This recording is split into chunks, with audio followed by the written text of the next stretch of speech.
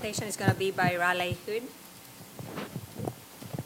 going to talk about edge-string models.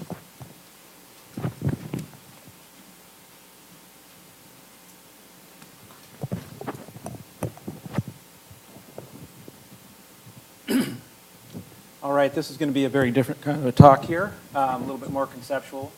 I'd like to talk to you a little bit about some of the challenges that we face associated with representing DOM and CDOM cycling in models, and in particular estuarine and shallow water models.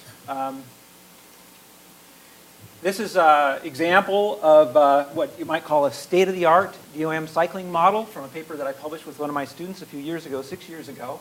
And as you can see in this model, we are representing DOM production. This is a fairly complex marine ecosystem model, fairly sophisticated marine ecosystem model where we're channeling from various sources into a DOM pool, where that DOM pool is actually composed of three pools: a labile pool, a semi-labile pool, and a refractory pool. And then we also have a boundary condition to represent the terrestrial sources of DOM. We specify boundary conditions where we're bringing in terrestrial DOM into the model, okay?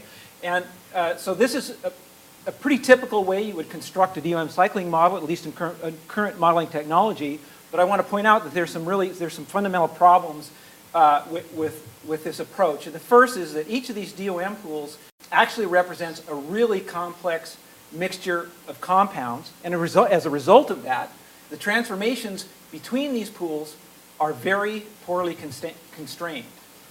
Not only that, we define them as labile, semi-labile, and refractory, but those definitions are relative to what kind of microbial action is happening.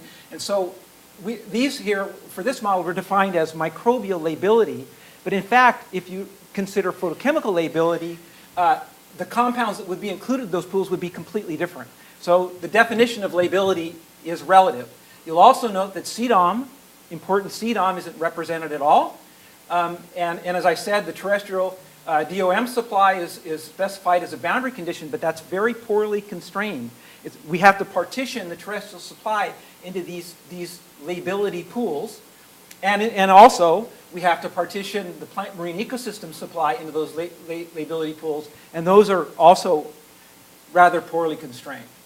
And so just to drive that home, this is a listing of various compounds in some of these pools of different lability, and this is biolability, that classified in terms of subject to microbial degradation. And as you can see, that they're a super diverse compounds. And if you were to reclassify these compounds in terms of photolability, you would classify them completely differently, okay? So the lability definition is a problem. So there's, and in addition to these problems with classifying things as labile, semi-labile, and refractory, also in cases like sediment-water exchange, where that exchange is dictated by diffusion, with this type of classification scheme, we're violating physicochemical laws of diffusion, because as we all know, diffusion doesn't act on pools, gradients of bulk pools.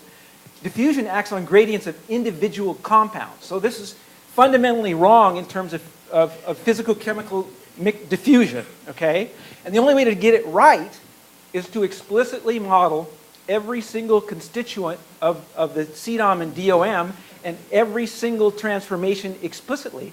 And of course, that's impossible. There's thousands of compounds, and there's thousands of transformations, and most of those transformations aren't really even understood. So it's not feasible. You can't go down this path, at least not now.